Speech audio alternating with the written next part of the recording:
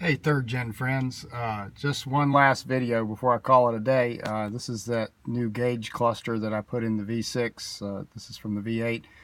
And I was perplexed that the temperature gauge was just not looking right. And as it turned out, the needle here actually was, let me see if I can do it while looking through the camera. Here we go. It was pushed way over here and it was all jammed up underneath the housing. So I pulled the lens off and pried it loose, and guess what? It popped up to right about there when it popped out.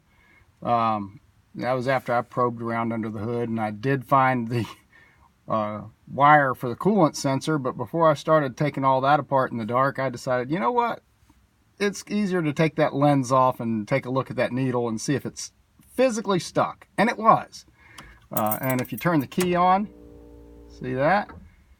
It actually moves, and it's down there just about where it ought to be, because it's a warm summer night, and the motor is actually still warm from having run several hours ago.